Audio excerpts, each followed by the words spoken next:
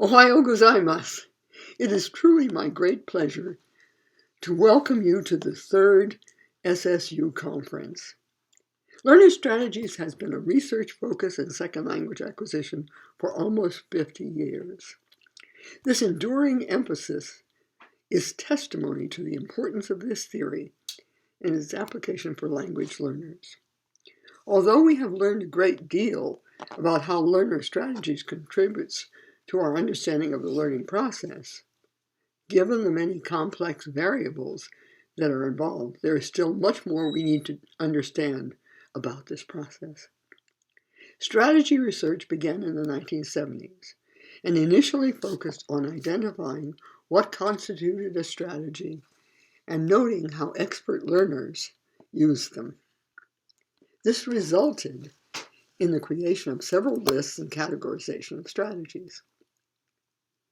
With input from educational psychology and Russian linguists, among others, our understanding of the role strategies might play eventually evolved into a bipartite schema, consisting of an executive control mechanism known as procedural strategies, planning, monitoring, evaluating, and declarative knowledge, which consists of strategy knowledge, self-knowledge, background knowledge, task knowledge, and beliefs about learning.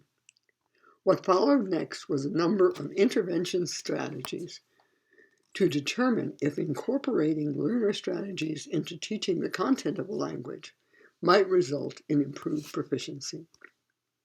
A major review by Luke Polonsky has shown that such interventions impact not only proficiency, but also self-efficacy, and in some cases, agency, the belief that the learner has some control over the learning process.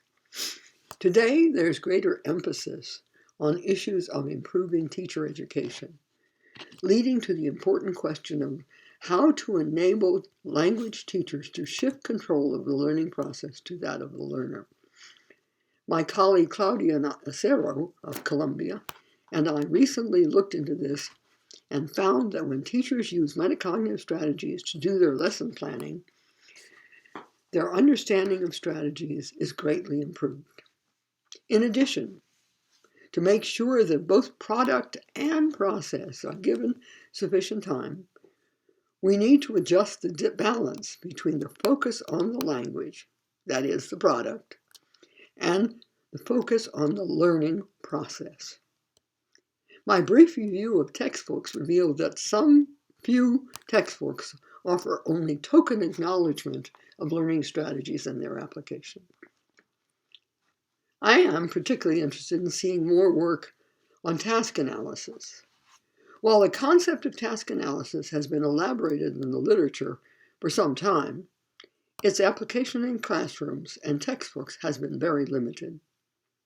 This is so in part because language teachers and textbooks continue to focus primarily on the product, that is, the language, without allocating sufficient time to the learning process.